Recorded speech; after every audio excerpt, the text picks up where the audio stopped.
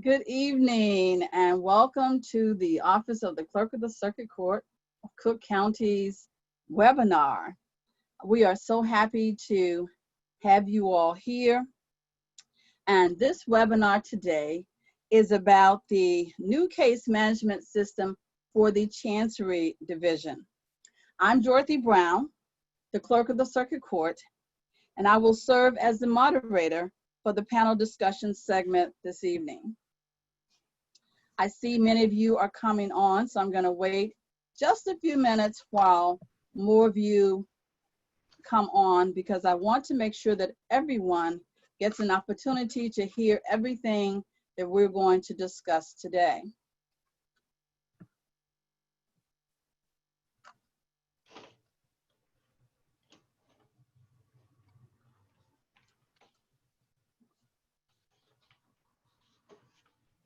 We have quite a few registrants for this webinar, and we want to make sure that all of you that registered get an opportunity to hear all of the information. We have some very, very valuable information for you to hear today. We have some very exciting panelists that will be talking to you today.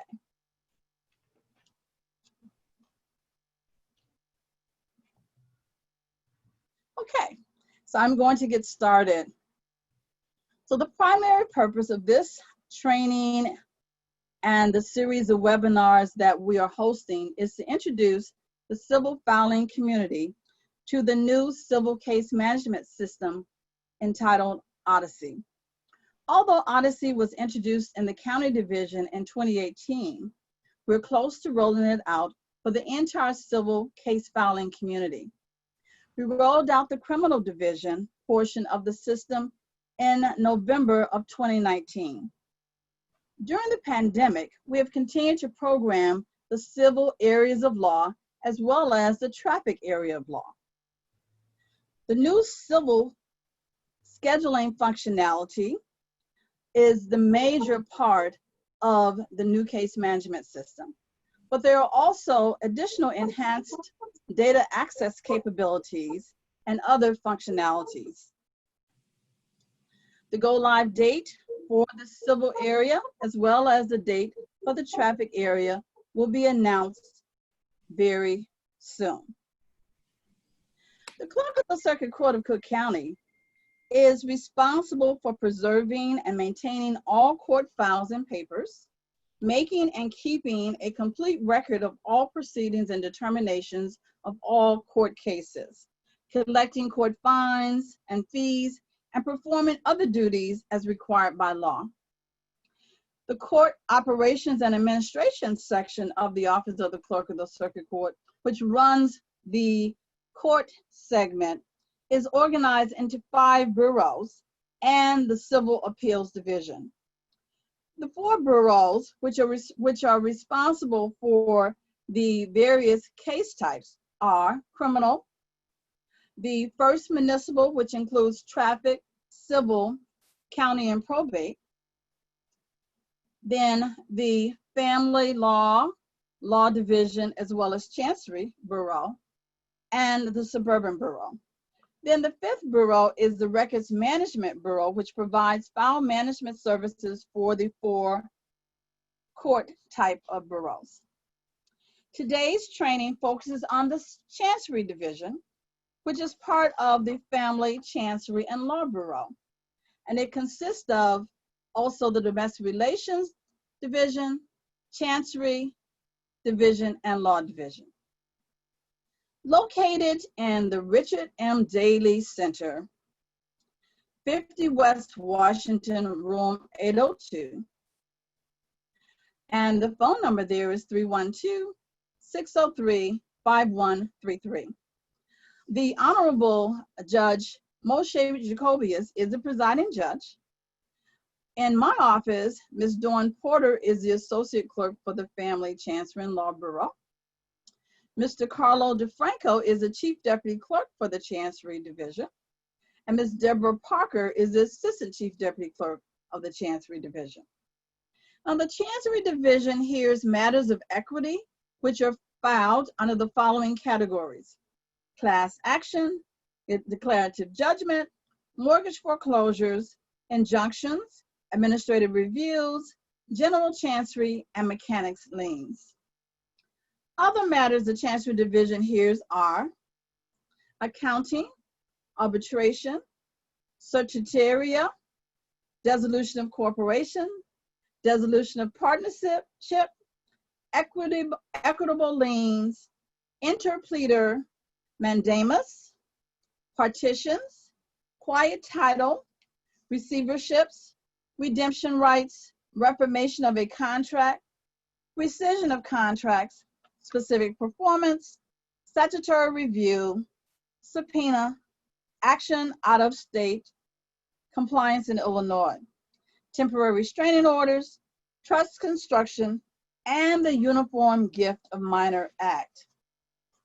The Chancery Division case file content generally includes the cause of action, which is the complaint, the defendant's response, motions and briefs filed, testimony when there's occasional testimony, verdict if there's a jury trial, and the judge's final order. If the case was appealed, a transcript may be present. Chancery Division records maintained are from 1871 to present. The courts from 1871 and 1964 included the circuit and superior courts. From 1964 to present, the court has been the Chancery Division. Available indexes.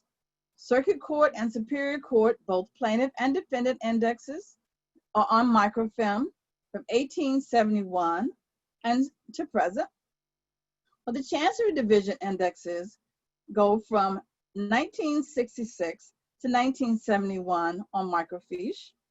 And there are docket books and of course case files and even images for some of the cases since 2009, but from 1871 to present, there are docket books and case files, and from 2009 to present, there are images. Now, in November 2009, the Chancery Division was the first area of the clerk's office to go live with the imaging and document management system technology. That technology was very, very important to me because when I first took office, there were so many missing files, so many missing documents, and I felt that we had to capture the image in order to not have the missing documents. The IDMS functions as a central repository of image scan court documents. Once scanned, a document can be retrieved using the clerk's office's electronic docket, and with a click on the screen, an image of the court document can be reviewed. The IDMS technology greatly enhanced the efficiency of the clerk's office's day-to-day operations and is a substantial benefit to the clerk's office customers who are able to view the scanned court documents via our digital access terminals throughout the clerk's office. Now, just a word about the CLE, because I know that you received the flyer, for those of you that are attorneys, that indicated that there would be an hour of free CLE for this webinar. So 1 hour of CLE credit is available for attorneys attending this entire training session on new case scheduling, new case management, the new case management system for the Chancery Division. The time length of attendance is verified in a Zoom report. More information about how to receive your CLE certificate will be given at the end of this session. And at this time, we're going to start our PowerPoint presentation.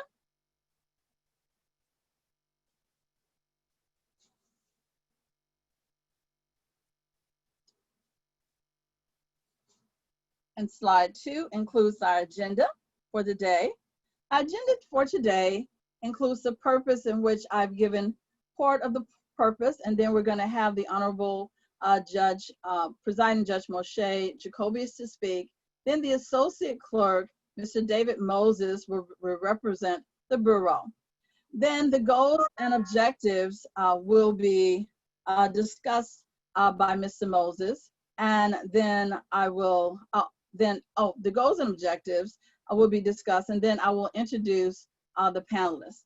Mr. Moses will represent not only the executive clerk for court operations and administration today, Ms. Renee Banks, but he will also represent the associate clerk for the bureau, Ms. Dawn Porter. Then we will start our panel discussion, and then we will close with a question and answer period. So at this time, I'm going to call on the Honorable Presiding Judge Moshe Jacobius for remarks. Judge? Judge, if you can unmute your, thank you. One of the things I got to remember, thank you so much for reminding me. And as I was starting to say, thank you so much for inviting me to speak today and for your very, very informative preliminary remarks, which were very helpful, I'm sure, to everybody. I wanted to start by, first of all, thanking you for the amazing work that your office has done during this period.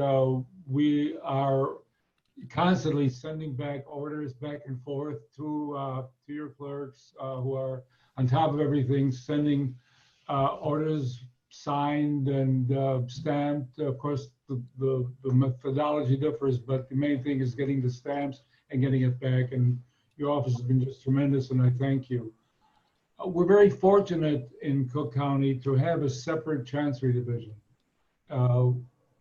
Very few people might realize that we're one of the few jurisdictions in the whole United States who has a separate equity division. Equity was formed, as most attorneys know, I think, in the Middle Ages in England. It grew out of the church. That's where the name Chancery came from. It basically was created because there were no traditional remedies that existed just didn't really provide the full justice to the litigants and to the attorneys as they were needed. And so they came up with new remedies. And the big difference between Chancery and between the Law Division was that the Law Division was based upon damages. And Chancery was an order by the court to basically order a litigant to take a certain act or not to take a certain act. For example, an injunction would be a very good example, or as you mentioned earlier, rescissions. So you have a contract and you could get damages, but sometimes that really didn't satisfy the needs of the litigants. Maybe they wanted to be put back to the position they were in before. So they came up with rescission remedies, and we can go on, but I certainly don't think we have the time today to get a lecture on Chancery.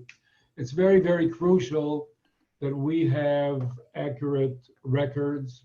It's very crucial that we know what cases are coming up, that we have a good history of things that have occurred in a case.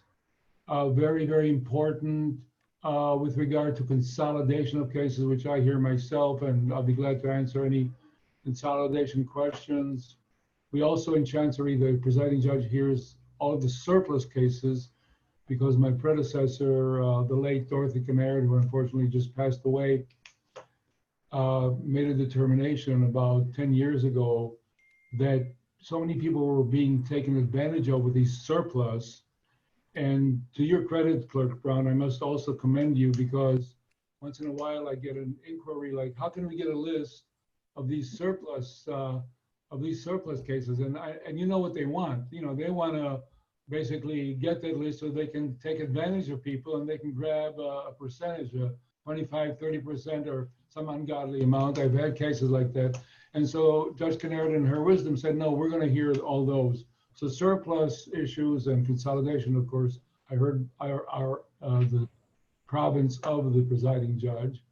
But our division works very well. We have an excellent working relationship with your office. We've had excellent chiefs, including now Carlo DeFranco, who's been just amazing.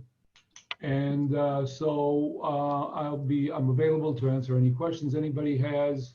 But I think with the new system coming into play, and it's going to be an enhancement from what I've seen about it, that it'll be more exacting, and it'll allow a greater follow-up with regard to the history of a case and what is happening on the case, and a quicker ability to get the information. So I commend you on coming up with this. And again, I'm available for any questions anyone has down the road. Thank you so much. Thank you, Judge. You know quite a bit about the system already. That's fantastic. But Judge, to your point about the mortgage foreclosure surplus, you're absolutely right. There was, there's always an issue of people wanting to get that surplus list, and it has been. We appreciate working with your office as well as, of course. I gotta shut this off. There's a phone from me. Oh, yes, sir. That's fine. The late Judge Kennard, who worked with us on that list as well, and we put a search engine out on our website to help people to find more information about their surpluses. And so I made a mistake a little earlier. I said that David Moses would actually be talking about on behalf of Renee and giving the goals and objectives. And David is going to give the speak for Renee, but Ms. Sherry Chats will give the goals and objectives. But I want to go back to Judge Jacobius, because it sounds like he has something additional to say. I just want to say that I didn't mean to indicate that people cannot get information if they need it, because if they want to check, if anybody wants to check as to what happened to their house or their foreclosure case, they can look up that case. But what people want is they want a very complete, customized list of each and every case where there's a surplus.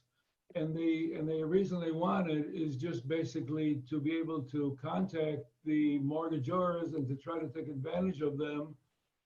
Some of them may not be sophisticated, and that's a real dangerous thing. So that's what I was referring to. But anybody can find information about their own case. Thank Absolutely, you. yes. And someone has a question, and I'll just answer it now as it relates to when will images be linked to the docket on our website.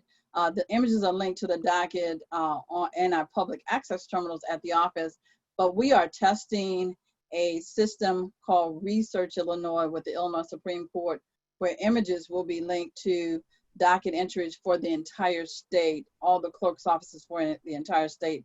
And the clerk of the Court of Cook County is one of those clerk's offices that's actually doing that testing. And as far as the time frame of that, I think, Craig, do you know the time frame of that at this time? Craig Wimberly is our Deputy CIO. I'll just let him speak to that right now. Clerk Brown, my understanding is, and we spoke to the project manager for Research Illinois, is that later this year in the October-November timeframe, it should be available. At least some aspects of it will be rolled out. Thank you. All right, so now we're going to move forward with our new case management system for the Chancery Division. We're going to have Mr. David Moses, who is currently the Associate Clerk for the Criminal Bureau, but he is representing Ms. Renee Banks, our Executive Clerk for Court Operations and Administration. David? Thank you, Clerk Brown. Good afternoon. On behalf of Ms. Renee Banks, Executive Clerk of Court Operations and Administration, I am very happy to have so many attendees join us for the Clerk of the Circuit Court of Cook County's training webinar on the new case management system for the Chancery Division. In my role as the Associate Clerk of the Criminal Bureau and my previous position as Associate Clerk for First Municipal, Probate, and County Bureau, I have had the pleasure of being closely involved in the ongoing implementation of the new Odyssey case management system for both criminal and civil areas. I see firsthand the significant upgrades that are being made to our business processes and the great improvements taking place in our ability to best serve the users of the clerk's office in all areas of law. The many members of the clerk's office court operations staff have been working diligently in the process of converting to the new technology especially our senior and management staff. We greatly appreciate all the effort that they have committed to ensuring that the success of this major innovation. At this time, I am proud to introduce a member of the senior management staff, Ms. Sherry Chatz, Chief Deputy Clerk of the Law Division, who is representing Ms. Dawn Porter, Associate Clerk for the Family Chancery Law Bureau, who is unable to join us today. Sherry, who has worked for the Clerk's Office for 18 years, will share with you the goals and objectives of today's webinar. Thank you. Thank you for the introduction, David. Good afternoon. On behalf of Ms. Dawn Porter, Associate Clerk of the Law Chancery Family Law Bureau, I am eager to share with all of our attendees the goals and objectives of today's training webinar on the new case management system for the Chancery Division. Overall, today's webinar provides a step-by-step preview of the processes involved in scheduling new cases and motions in the Chancery Division when e-filing in the upcoming new case management system. This webinar also includes an important segment on how the public may access and search civil case data via the Clerk's Office's website and on the digital access terminals that are available for public use in all Clerk's Office locations. Also included in this training is information on the new Supreme Court rules on electronic notification of case management notices. The two rules were amended on July 15th, 2020, becoming effective immediately. The objectives of today's webinar will be expressed through our panelists' separate presentations that cover the Clerk's Office's legacy docketing system, our initiative to install an integrated case management system, the Odyssey system, the specific scheduling processes, accessing civil case information, and more. Our question and answer segment is also part of our objective to get your feedback on these system changes. Our goal is to provide a comprehensive presentation that will serve to enhance court users' understanding of the innovations that are coming to the Chancery Division through the new case management system. Again, thank you for joining us today. Clerk Brown will now introduce the panel discussion.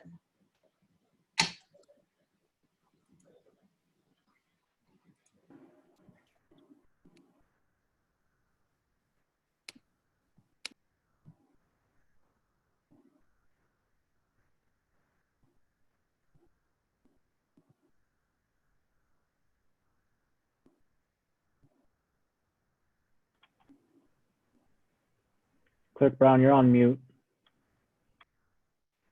Thank you. Thank you so much, Kristen. At this time, thank you, David and Sherry.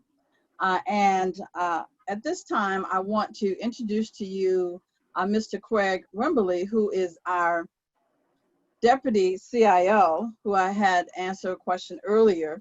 He's going to talk to you about our new case management system and how we came to select the Odyssey case management system, just the history of how we came to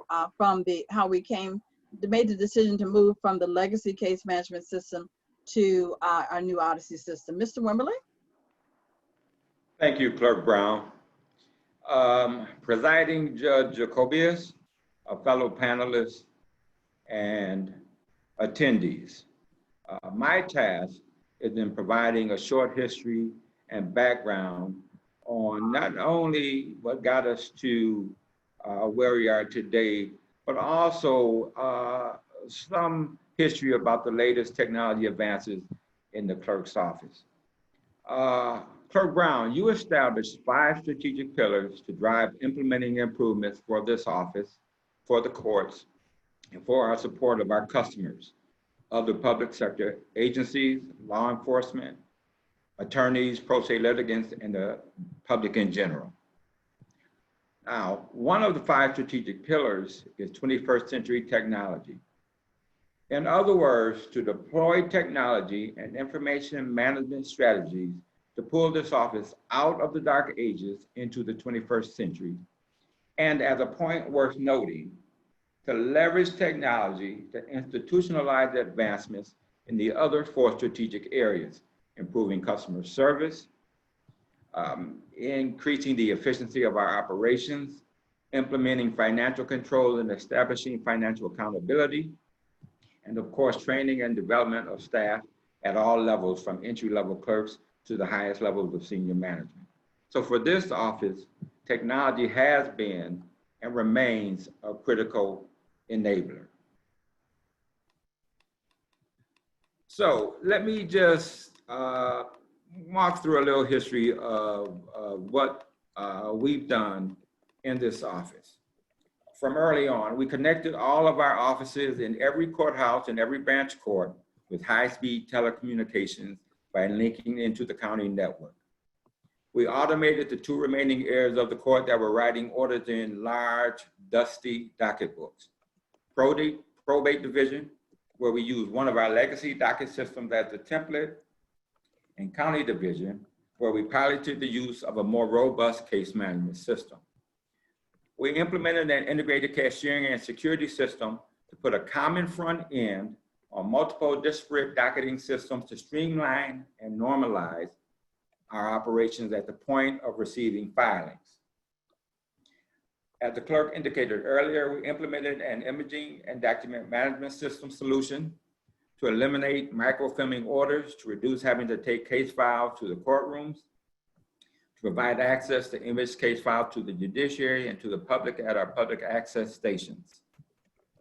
Further, we provided various ways to access case files and obtain next court date information via voice recognition, our website, e-notice, and our mobile app. So we continually try to find ways to provide access to information by our customers. With the approval of the Administrative Office of Illinois Courts, we piloted e-filing for many civil case types. Now this brings us up to the culmination of this technology strategy, which is the replacement of our multiple disparate, outdated mainframe docketing systems, and to make an investment in a single, integrated, enterprise-wide case management system. Now, a bit about our legacy systems. They have served us well. They're highly customized, but they're 40-year-old technology, built with older technologies, outdated file structures. The user front end is still the old green screen. It takes longer to respond to changes requested by our judges. And it is harder and harder for us to find consultants and staff who understand these older technologies. In fact, that talent is almost non-existent or at a high premium. So with this goal in mind of replacing these old legacy mainframe systems, in 2016, we issued an RFP, which is a request for proposal for an integrated case management system solution that could process all areas of law and could efficiently handle the complexity and case volume of the 2nd largest unified court system, which is Cook County. After an exhaustive evaluation process, the Odyssey Case Management Solution was selected, and in 2017, we completed the contract for the purchase of the software, its configuration, its implementation, as well as the required hardware and software at a cost of $36 million. The project was launched around April or so of 2017. So, as we progressed, we had identified county division who had some experience with a case management solution as our pilot division and implemented county live in its case management system in February of 2018. At that same time, as many of you are aware, the courts mandated e-filing in all civil areas, and in July of 18, we went live with mandatory e-filing across all civil areas. So as we were doing that, we were continuing to build on the new case management system. and criminal areas of law, adult and juvenile, went live in November of 2019. And we are now set to go live with all civil areas of law, which will be followed by the last area of law, which is traffic. At this point, I'd like for Christian to provide us with some key benefits, both technical and process-wise, of our new Chancery case management system. Christian? Thank you, Thank you, Craig. Mr. Let me introduce Christian properly. Christian Font is the Odyssey project manager from Tyler Technologies. And we have been really, really happy to partner with Tyler Technologies. And so we wanted Christian to come on and discuss the benefits, Odyssey system in general and the benefits. Christian? Thank you, Clerk Brown. So yes, this is definitely some exciting times for Cook County. We're entering into an exciting phase in the ongoing enhancement of its business operations. With the implementation of Odyssey Case Management System in Cook County, Clerk Brown is helping to bring the clerk's office into the 21st century, as it was mentioned before. There's a bunch of efficiencies and optimizations in Odyssey. Some of those will benefit the clerk's office staff in their daily tasks. Others will help court users in interactions with the court system, and ultimately the citizens of Cook County's access to justice. So some of you guys might be asking, so what is Odyssey? Odyssey is a suite of software products that supports our courts and justice system. The flagship offering of the suite is Odyssey Case Manager, which is a product that automates and coordinates court cases throughout the legal process from the time that the case is filed through disposition. Odyssey Case Manager was introduced in 2002 and is now in use in 31 states in the United States, 16 of which are statewide implementations. So we serve every single county in the state. We also serve over 1,000 counties, 16 of those being the 20 largest counties in the US. Cook County is number 2. So what is File and Serve? File and Serve, known to many of you as eFile Illinois, that's also our product. It's a state-of-the-art platform for electronic filing of case documents, the creation of paperless processes for courts, the public, and the legal community. Odyssey is being used successfully in Illinois Judicial Circuit Courts in Kane, Peoria, Tazewell, and Cook County. Tyler is implementing Case Manager in the Office of the Clerk of the Circuit Court in Cook County in 4 stages, which Craig mentioned. We did county division first, then came criminal and juvenile, then my phase, which is civil, the civil law, which includes civil, chancery law, probate, domestic relations, and child support, and traffic. Cook County will use the Odyssey Case Manager. The clerks in the courtroom will use one of our applications called Clerk Edition. The judges on their bench will use an application called Judge Edition. Accounting will use our Financial Manager, and the legal community will use File and Serve, which is the solution that powers the eFile platform. So some benefits of Odyssey. It increases access to justice by allowing attorneys and self-represented litigants to file cases at their own leisure and at their own convenience. It expedites processing of case files and increases data transparency. It also automates courtroom tasks by enabling the clerks to rapidly access and enter critical data directly from the courtroom. It allows judges, their staff, and the clerk's office to easily generate hundreds of reports using standard and customized templates. It gives judges the immediate, secure access to critical case information using a touchscreen right from their bench. It provides both high-level and detailed view. It allows court staff, law enforcement agencies, and other justice partners to easily access case files, data on multiple case parties, cases, and charges. It also reduces the amount of data entry, duplication, and errors by submitting data directly into Odyssey. It eliminates paper from the courtroom. It enables the capturing of electronic signatures on court documents.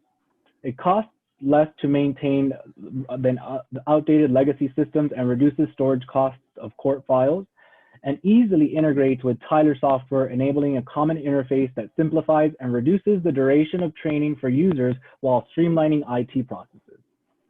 So as Craig mentioned, after 38 years of relying on traditional mainframe technology, Clerk Brown is bringing the Cook County Clerk of the Circuit court into the 21st century with our state-of-the-art web-based solution.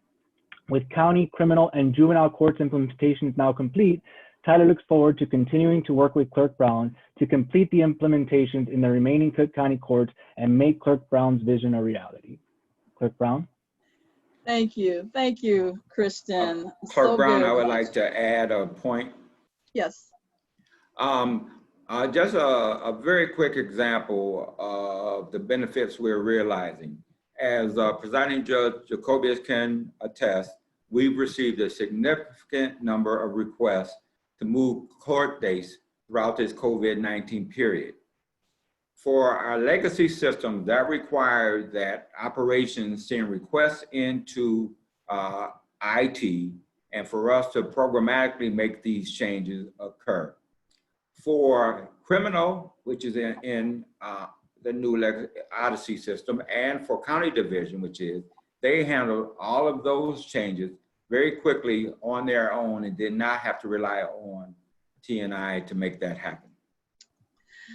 Thank you, Craig, for that. And as a matter of fact, I wanted to lift up the fact that one of the benefits that's going to be with Odyssey is that Odyssey's extension of those court dates takes about 30 minutes or less with the Odyssey case management system, whereas with the legacy system, it takes days and weeks to create programs and produce the postcards. So I'm very excited about moving to the Odyssey case management system for this entire civil case management system as well as traffic. So thank you for bringing that up, Craig. Okay, so next we want to go into how Odyssey is going to change from your new case scheduling as well as motion scheduling for the Chancery Division. And we're going to have our project manager, Ms. Sue Wellfeld, who is currently the Civil Appeals Division Chief, but she's been with the clerk's office for a number of years and has moved through a lot of different locations. And she has so willingly and aptly managed the new case scheduling as well as motion scheduling for this project. Sue? Thank you, Clerk Brown. Welcome, everyone, and good afternoon. So for the Chancery Division, new case scheduling is going to function the same as it does today. However, for those of you that may not be familiar with new case scheduling in Chancery, we're going to go over the steps for new case filing for you right now. Next slide, please. So when you go into scheduling and you click on Start a New Case, you're going to be presented with the three drop-down options boxes that you see here in the image on the upper left. The first one is where you're going to select the location that you're trying to file into. So in this case, you're going to be selecting the Cook County Chancery, District 1, Chicago. Based on what location you select, you'll then be offered some options in the category section. And for Chancery Division, you have three options here in the category section. And I'm going to ask Carla DeFranco, the Chief Deputy Clerk, to kind of explain the categories. So the three main categories are general chancery, mechanics lien, and foreclosure, as located on the top left of your screen. General chancery is what Chief Judge Jacobius described. To begin with, I like to give my little, I don't know what the word is for that, a little synopsis on that is like, for example, there's a temporary restraining order. If somebody's building a fence on your land and it's too close to your land and you want them to stop, you file a temporary restraining order to stop building that fence. So that's just a small facet of what general chancery does. Also under general chancery, you have what's called administrative reviews, which is not listed on there, but that's what you would file under that type. And that's when a body of government has made a decision on some action that's happened and you want to review that decision, you would file an administrative review. You review that body of government's decision. Then you got a mechanics lien, which is not necessarily a mechanic, but if it's a say a carpenter that's done work on your house and you haven't paid them or they haven't paid you, you file a lien at the recorder of deeds first, and then there's a statutory requirement of time, and then you'd have to file a mechanics lien here to enforce that. And then a mortgage foreclosure is simply that. bank is owed money, and you'd need you'd not paid the bank, and they have the right to foreclose on your house. So that's the three. Thank you, Carlo. So based upon which category you select here, you would then be offered case types in the case type dropdown along the lines of what Carlo mentioned would be found under each of the categories on the left. So in this case, we had selected mortgage foreclosure as our category, and so we would see various mortgage foreclosure related case types in the case type dropdown. So you're going to select the case type that applies to the kind of case that you're trying to file with us today. In the next slide, we're going to show you the case cross-reference section.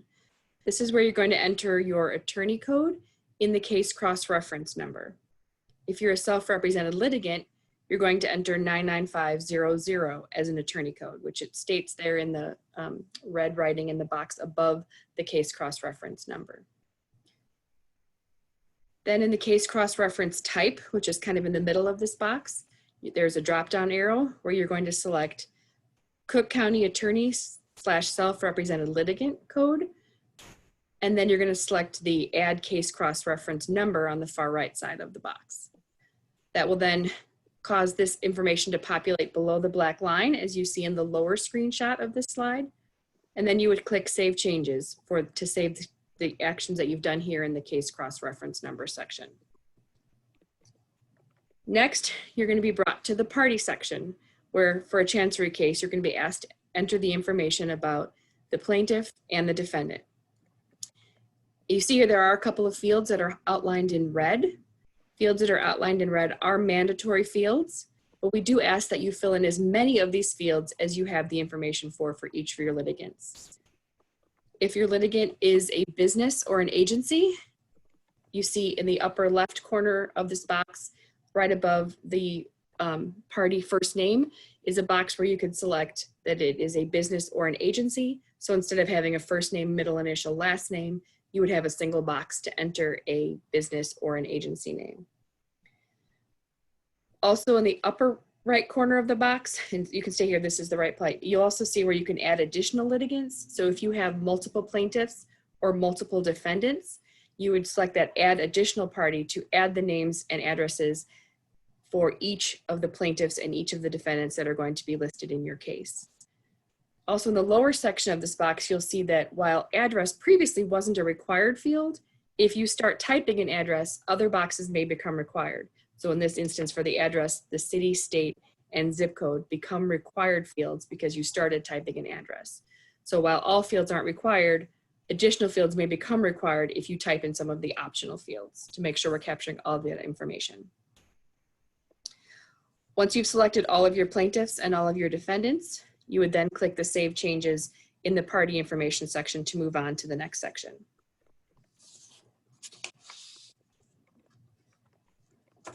And this section is where you're going to select your filing code. Again, you're going to have a drop-down arrow for your filing code. You may have multiple items that you're going to file with this new case. We ask for the first item, though, you select is going to be your complaint or your petition. So you would select the filing code in this drop-down that starts with complaint or petition. Once you select your filing code, next slide, you then have 4 boxes that are optional for you. They're for your informational purposes only. If you have some filing description you'd like to capture or a client reference number, if there's someone you'd like to send courtesy copies to, you would use these boxes, but they are not required fields. The next required field, once you've selected your filing code, would be to upload your lead document that corresponds to that filing code that you selected. So if you see in the middle box, in the middle of this box, you'll see what says lead document required. And then right under that is the word computer with an up arrow. You would click on that up arrow. It would then bring up a browse box for you to browse to the location on your computer where you've saved your PDF to upload with this filing. You would then select a security, either confidential or non-confidential.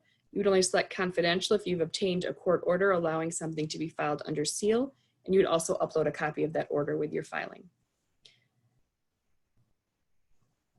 Next slide. Once you've uploaded your document, you come to a section called Optional Services and Fees. If you click on that Add Optional Service and Fees, The list that you see here on the right would appear in the drop-down box for you to choose optional services and fees. I'm going to give it back to Carlo to explain some of these optional services and fees. Okay, so one of the optional services and fees is the residential foreclosure tiers. In June of 2013, there was a statute that was put out there that said that if you have a certain amount of cases that you're supposed to pay $500, $250, or $50 fee. I like to refer to customers to our verified statement of online filing fee chart. It's CCH 108 A and B. I'll give that number again. It's CCH 108 A and B. And it says that if a plaintiff together with his affiliates has filed 175 more foreclosure complaints, they're supposed to pay $500. If they have filed at least 50, but no more than 174 cases, they are to pay $250. And below that is no more than 49 foreclosures, or to pay $50. And that's the tier fees. Thank you, Carlo.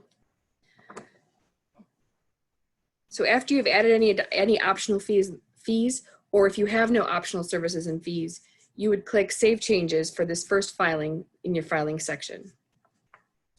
In the next slide, we're going to show you if you have additional documents that you want to file along with your complaint or petition in this new case. In the first screenshot here in the lower right corner of it, you'll see Add Additional Filing. You would click on that if you'd like to add additional filings to this complaint or petition. And again, that will take you up to the filing code box that we discussed a couple of slides ago. And on the right-hand side, it shows a list of all of the optional filings that you're allowed to file with your new case in Chancery Division. So you would select which of these filings apply to the document you'd like to upload along with your complaint.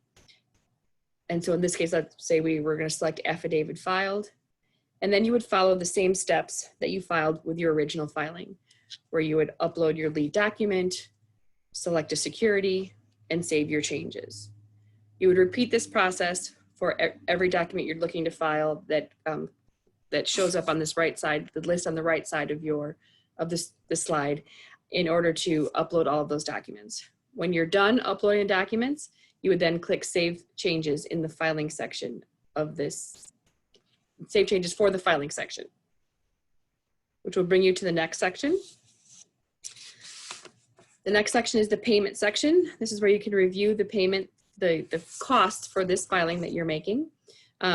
You'll have the original fee for the filing, as well as any of those optional services and fees that you added on in that section. You'll then select your payment account and the person responsible for fees. And again, you're going to click Save Changes to save your payment options in this section of your filing. And then below that, in the second screenshot here, if we could go back to the other slide, my apologies. Below that, you're going to click on the submission agreements. And then at this point, if you're not ready to file these documents yet, you could click Save as Draft here and then resume the draft from your draft folder later. Or you could click Summary to move on if you are ready to finish this filing and file it with the court. Once you click Summary, it's going to bring you to a summary review screen. You're going to review all of these items, which is just going to be reviewing what you selected in each of the sections on the screens prior. If there's something that doesn't look right and you need to make a change, at the bottom of the filing screen, as you see in the lower right corner here of the slide, you would click Back, and then you could change or fix or add to any of the sections that we had previously walked through. If in the summary review everything looks good, you're going to click the Submit button. So again, as we stated in the beginning, the new case functionality is going to work as it does today.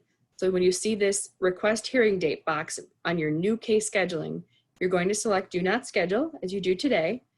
And then once your filing is accepted by the clerk's office and you receive the file stamped document back, the calendar that your case is assigned to and the new case management date and time that was given for this case will appear, as you see here above the red arrow, on the document that is returned to you from the clerk's office.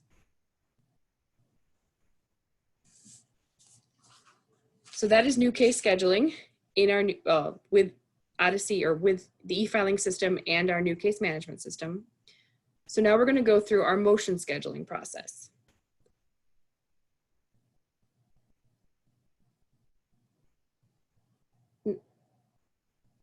So in e-filing, you're going to select now filing into existing case. Again, you're going to have a location dropdown where again, you're going to select the Cook County, Chancery, District 1, Chicago for cases in Chancery Division. And then you're going to enter the entire case number. You're going to use the full 4-digit century, the double alpha character CH for Chancery, and then enough leading zeros to make your case number have 5 numeric. So if your case number here is 20CH2, you would make sure you entered 2020CH00002. You want to make sure you're not using any spaces or dashes or any other characters other than what you see here under the case number section on this slide. Once you have entered the location and the case number, you're going to click search. The case number that you entered is going to come back to you. You just want to verify that in the description, the party names for the case that you're trying to file into are correct. If you've typed in something wrong and you need to redo it again for a different case, you would click back to search and you'd be able to enter the location and the case number for the correct case that you're trying to file into.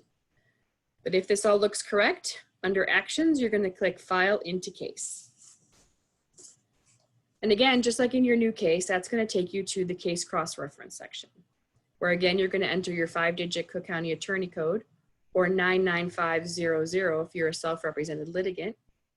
You're going to select the Cook County Attorney Self-Represented Litigant Code from the Case Cross-Reference Type dropdown. And again, you're going to click the Add Case Cross-Reference Number.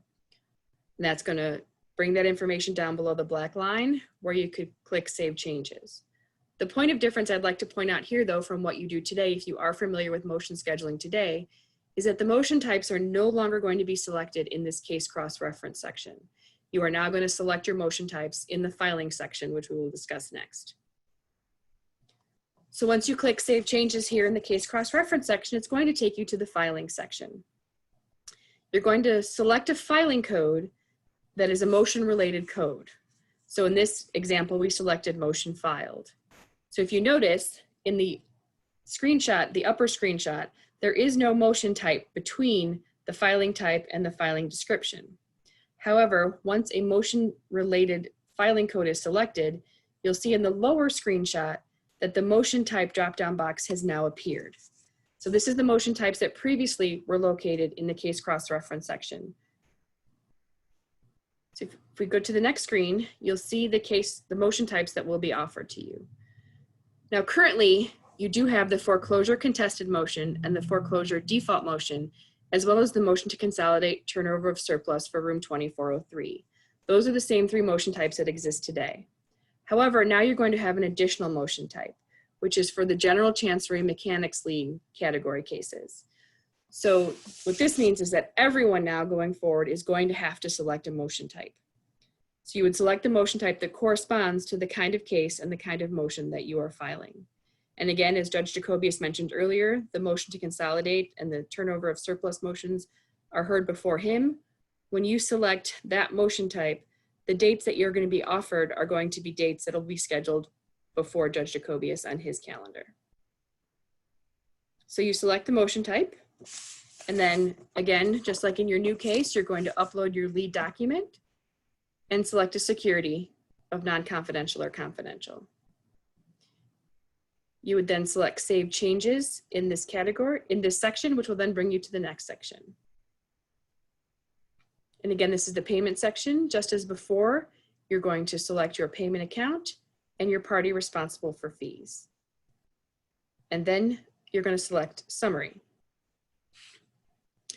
Now, we discussed Summary briefly when we were talking about new cases, but I'm going to stress one point. Many of you may just go through this, not review anything, and just go ahead and move to submit. I'm going to recommend that you always, at a minimum, check your filing section to make sure you do have a motion type selected and that the motion type is correct for the kind of case and type of motion that you're looking to file. If you do not select a motion, you will not have any dates, motion type, you will not have any dates to choose from when we get to the scheduling section of your filing. So when you get to the summary screen, the filing section is collapsed. If you click on the filing code, so in this example, if you click on motion filed, it will expand that section as we show you in the next slide. Once that section is expanded, you can verify that you do in fact have a motion type selected and it is the correct motion type. If it's not the correct motion type or there isn't one selected and you are looking to schedule a date on this filing, you would click back at the bottom of the screen as you see here in the bottom of the slide. But if you do have a motion type and it is correct and everything else in your summary page looks proper, then you would click submit to submit this filing and get to this request a hearing date box. Once you hit submit, you're going to see the same request hearing date box that previously in the new case you selected do not schedule, only now you are going to have dates and times available to select for your motion. So first, you're going to select the drop down for the select a hearing date box that you see here in the upper left corner. Once you choose a date, then you will have one or more times to choose from in the select a hearing time, depending on your motion type and the calendar that your case is assigned to. Once you select both a date and a time in the lower, as you see in the lower right box, then you would select save. This box will then disappear and your filing and your date selection has been submitted to the court. Once the clerk of the circuit court accepts your filing, you will, as with the new case, you will get your file stamped copy of your document back with the date and time that you selected printed on the upper right corner as you see here above the red arrow. So in summary, the points of change to remember for motion scheduling in the Chancery Division is to remember that the motion types are no longer in the case cross-reference section, that you need to select a motion type in the filing section after you select your filing code. And you want to make sure you select the correct motion type for your case type and the type of motion that you're filing. You want to make sure you review that in the summary section to make sure that you did in fact select a motion type and it is the correct one. And then you want to select your date and time from the request a hearing box at the end of your filing. Thank you. Thank you, Sue, so very much for all the hard work that you've done related to the clerk's office scheduling. I would like to say that we are answering your questions in the question and answer section as we are moving along. Different ones of us are answering your questions, and so you can look at those as we are moving along. The motion scheduling is very important to us. We wanted to make sure that you were given the opportunity to select the dates in which you would like to schedule your motion. So that was very important for us. So we're going to move on. Another important change is how you're going to access your data on the civil side. And for the attorneys as well as the self-represented litigants, this is very important.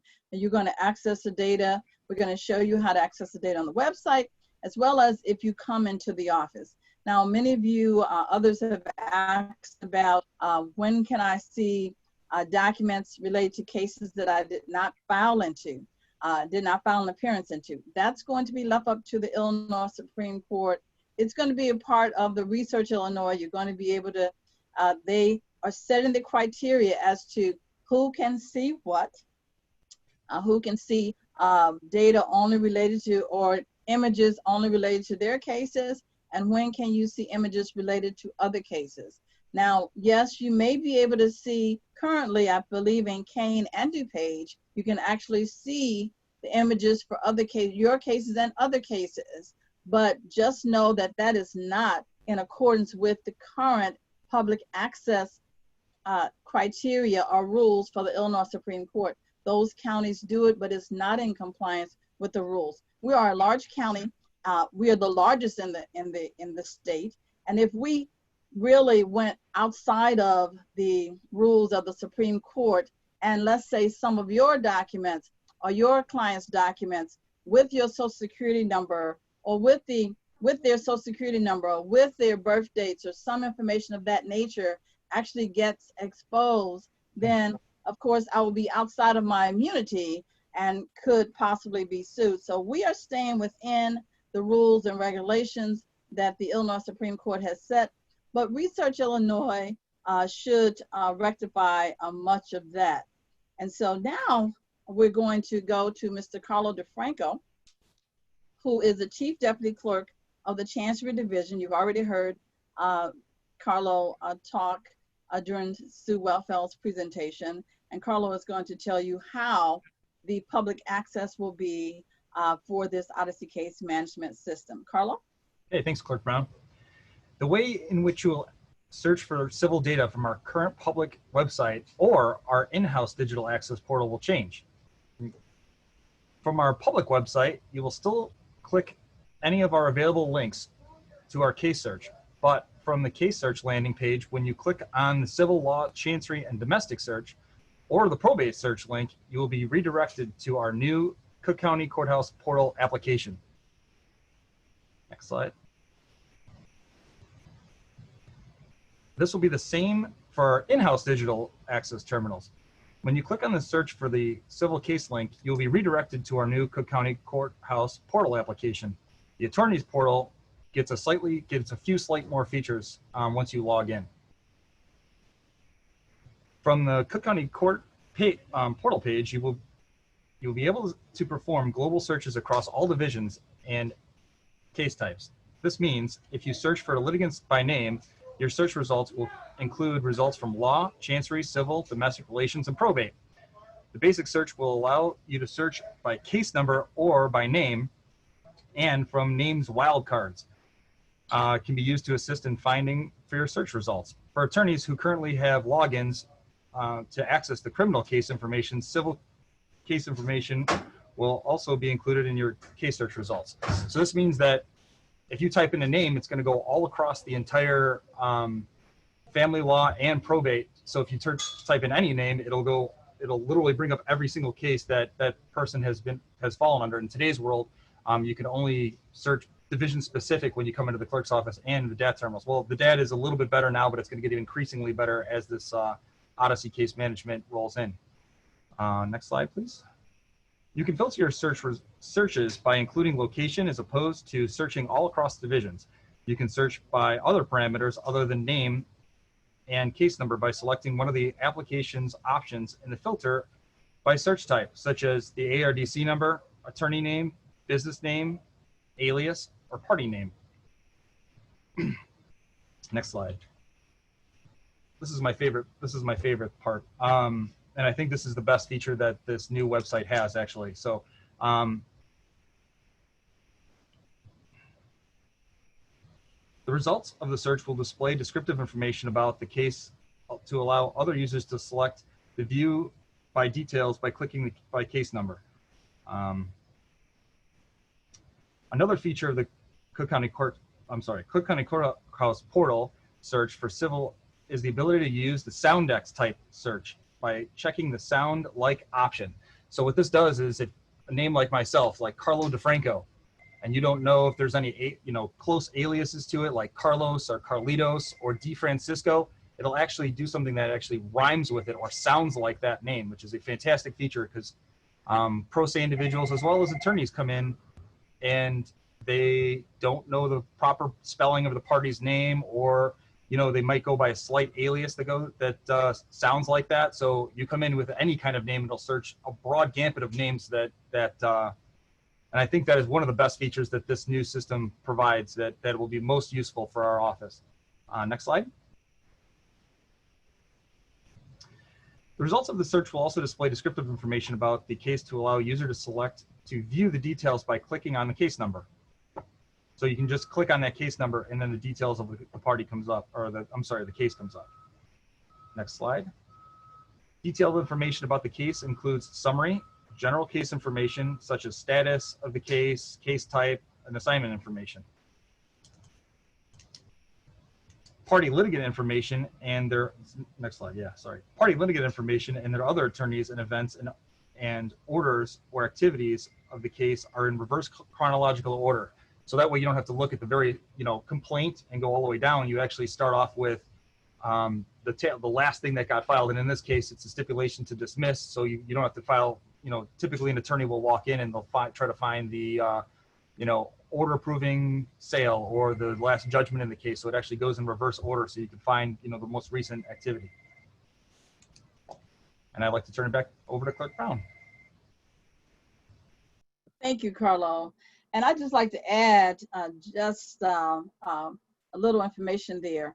For those of you that will be accessing the website or the debt, previously you could only get to the civil and criminal information if you came into our office, any of our offices, and you use our digital access terminals. With our new rollout of this new case management system, you will be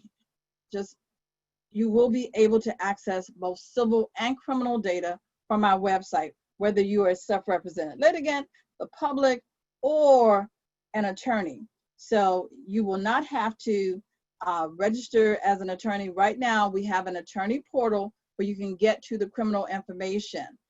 When this goes live, just right on our website for the regular search, you're going to be able to get to civil and criminal information, as well as traffic. Of course, let me just say this also for the attorneys. You will continue to be able to utilize your attorney portal, but within your attorney portal, as Carlos said, we're going to also provide you with not only the criminal information, but the civil information, and you will be able to get a little more additional data than just through the regular website.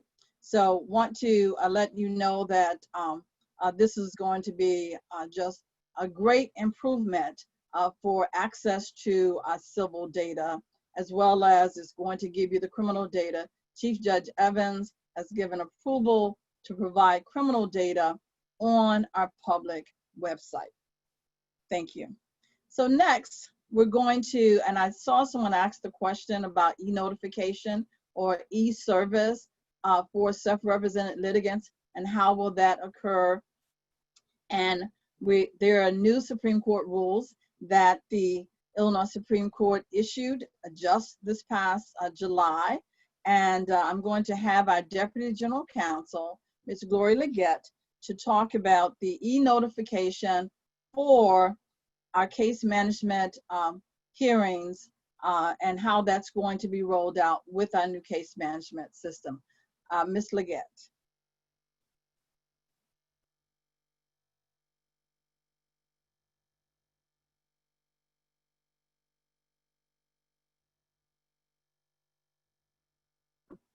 Please unmute yourself, Ms. Leggett.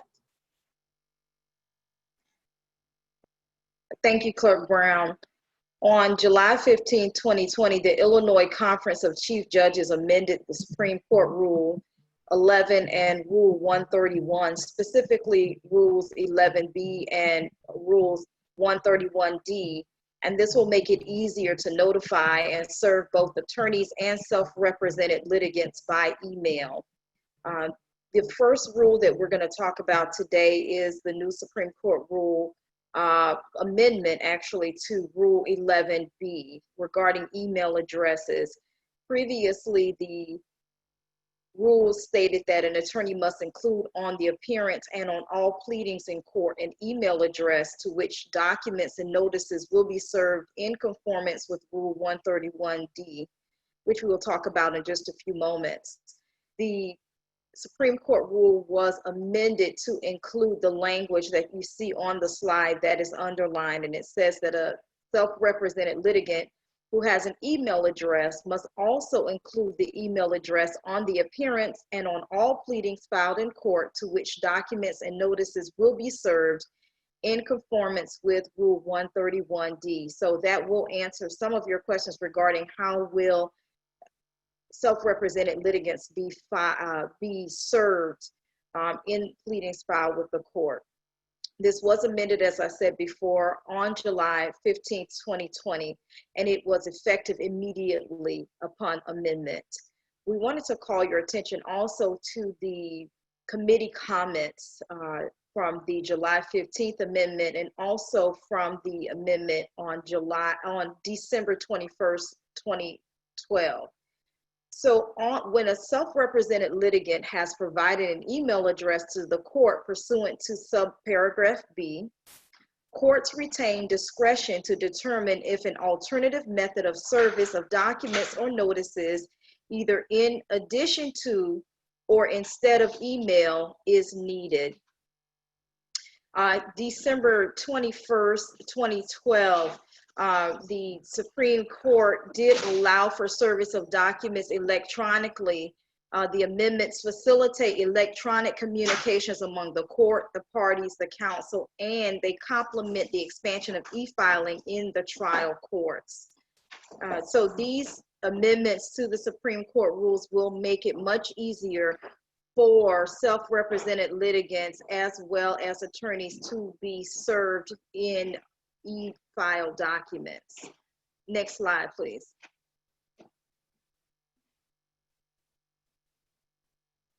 Rule 131D was also amended on July 15, 2020, and it was effective immediately as well. It simply says that all attorneys, for attorneys, that all documents filed or served in any cause by an attorney upon another party shall bear the attorney's name, business address, email address, and telephone number. The attorney must designate a primary email address and may designate no more than 2 secondary email addresses. The Supreme Court rule was amended to also include that requirement for self-represented litigants as well.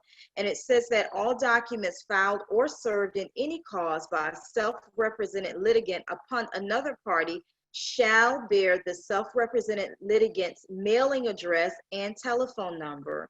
Additionally, a self-represented litigant who has an email address must designate a single email address to which service may be directed under Supreme Court Rule 11. If a self-represented litigant does not designate an email address, then service upon and by that party must be made by a method specified in Rule 11 other than email transmission. And so you have Rule 11 and also Rule 131 working in concert to make sure that these e-file documents are served on self-represented litigants as well as the attorneys of record. Thank you. Thank you, Gloria. And so that is a huge, Matt, and it's going to be of a huge benefit to us as well. And of course, one of the, I would say, silver linings from the pandemic is that more self-represented litigants have become very comfortable with communicating with us electronically through their emails. It started with the e-filing, and now with the pandemic, it's even better. So with the Supreme Court moving to email notification, that just simply helps us even more. So the following, so we have questions and answers at this time. Many of your questions have already been answered. I see at least 43 have been answered. We have 5 that were dismissed, and then of course we have 24 remaining. One of the questions that's asked is related to Research Illinois, and if it's only going to be the copy fee, and will there be a viewing fee? And I know over at the federal court, they let you view at least one time, and then they start charging you just to view. And Research Illinois is not quite going to be set up like that, I do not believe.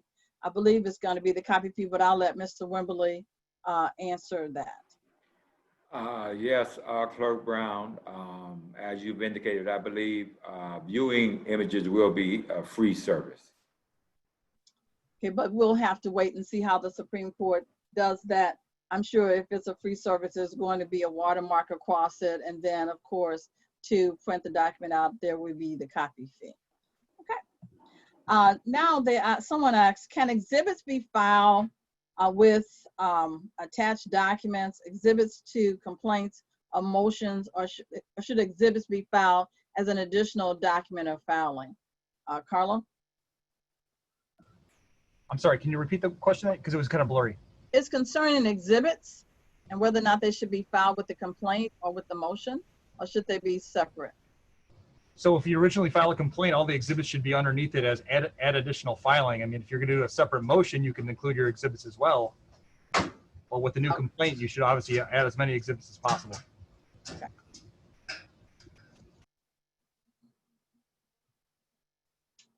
And someone is asking, will the new Odyssey format continue to be fully coordinated and it's fully integrated?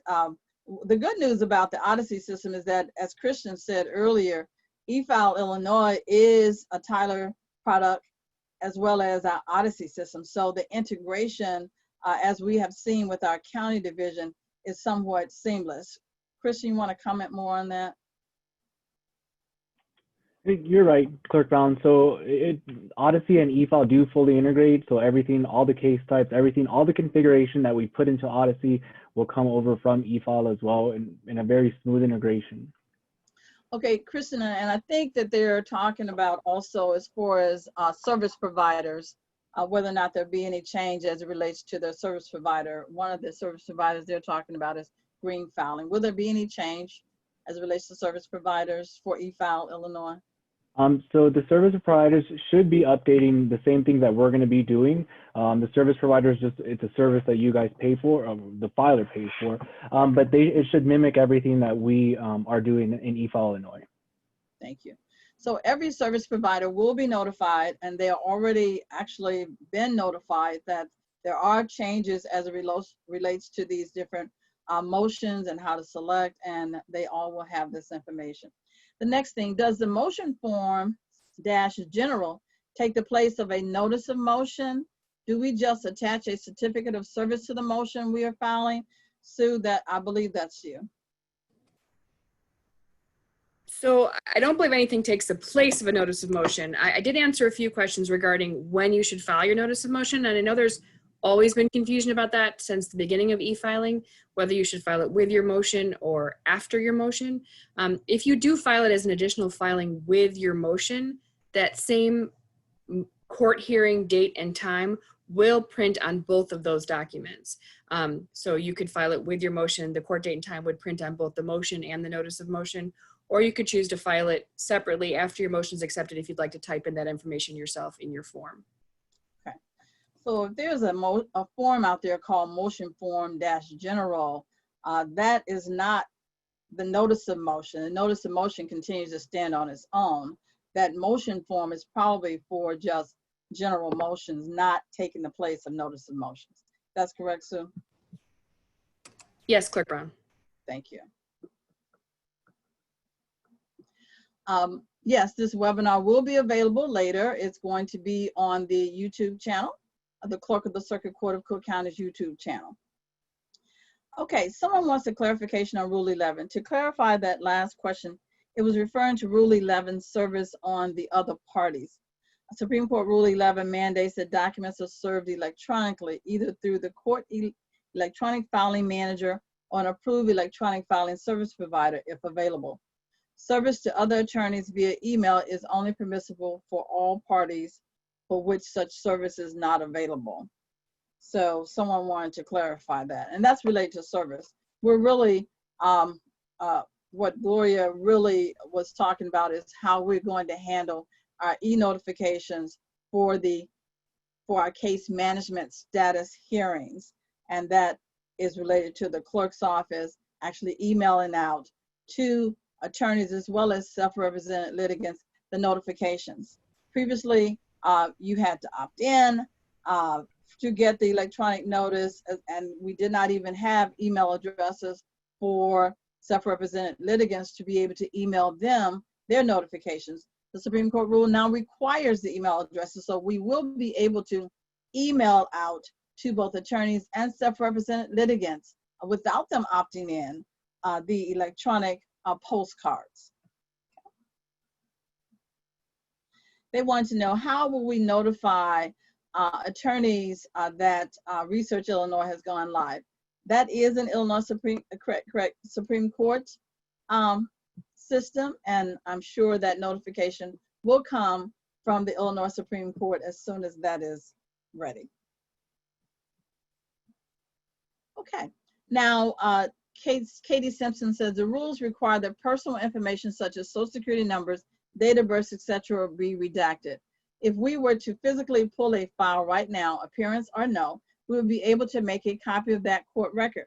Sometimes there are reasons to access file in a case before filing an appearance, particularly when it comes to ascertaining if a client was properly served.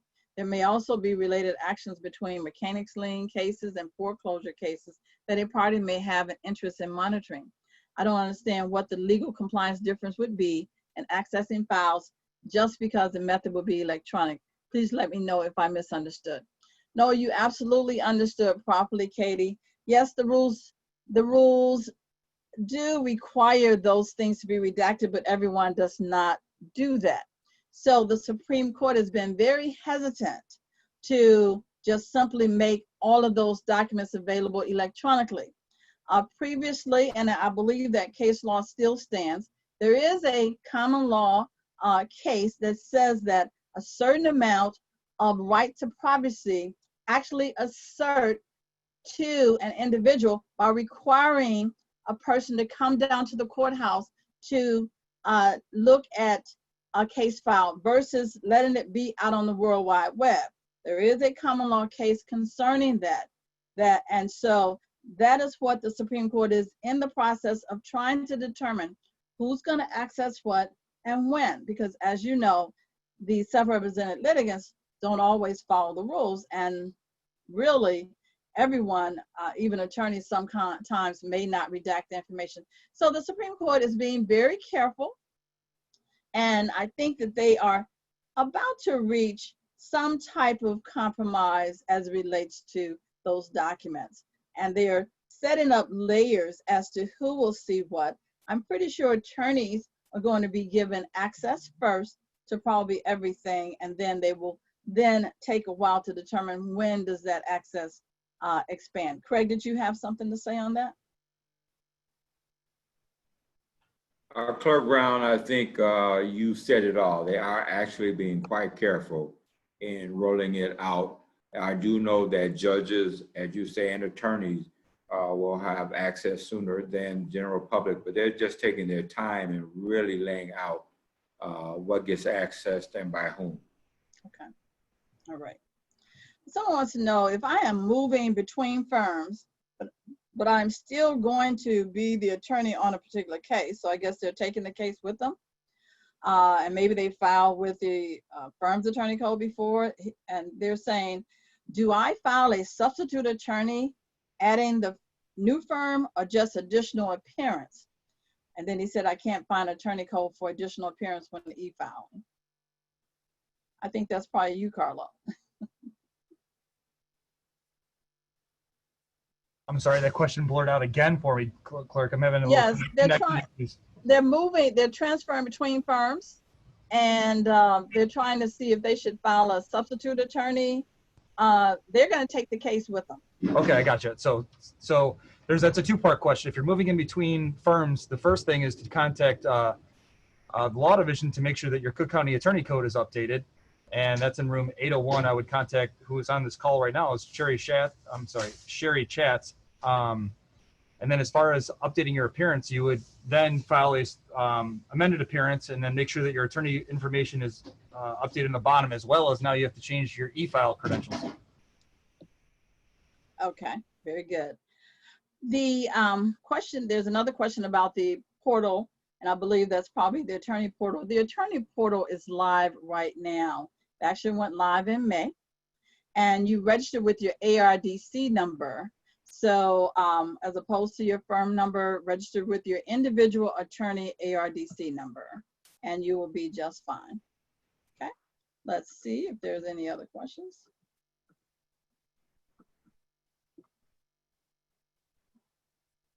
Can I just make a point, Clerk Brown?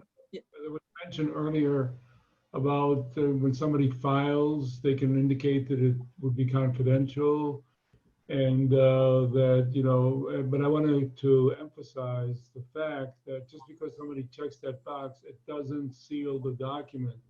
It is absolutely essential that the attorney or the pro se litigant come before the court and make a motion to seal the document.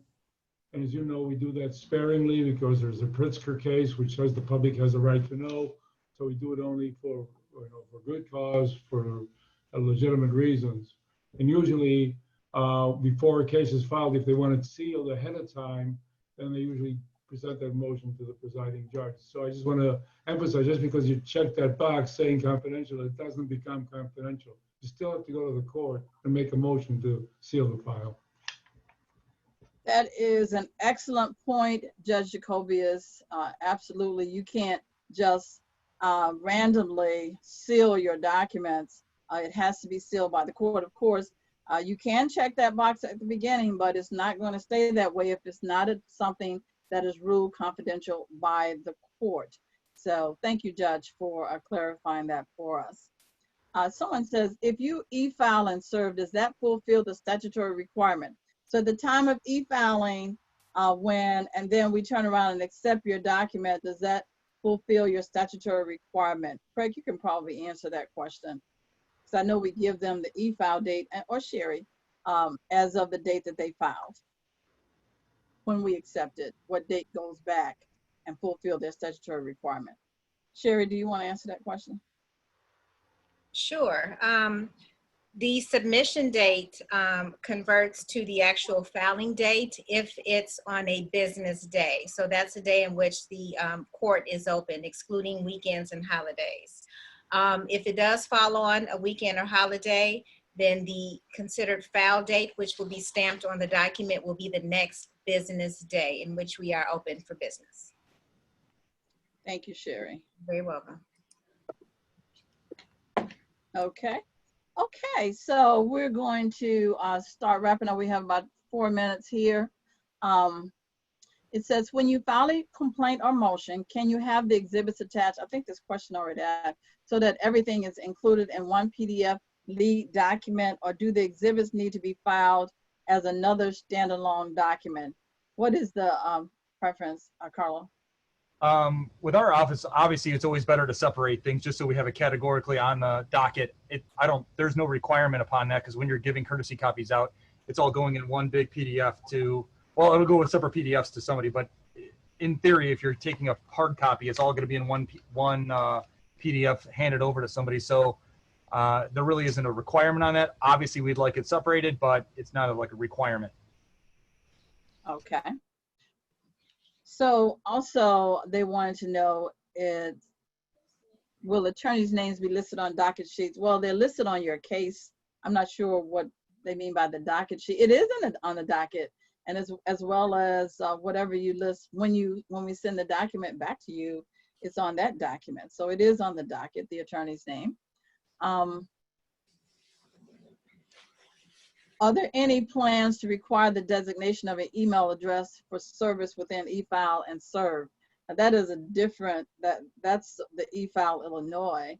That would be the Supreme Court, I would imagine, Kristen. To require an email address. Right, So it will. We just, they'll tell us what to add or what to take away. So we can't add that without the Supreme Court, because it affects the entire state, not just Cook County. Right. So I guess people are very concerned about being able to e-serve someone through the e-file system versus having to come out of that and actually email a notification to them. And so I guess there's no requirement within the e-file and serve system for people to put their email addresses in and opt for e-service that way. But the Supreme Court rule that Gloria just read talked about you can now email with the email address and serve by email with the email address that has been provided. Okay, which is a step in the right direction, I think.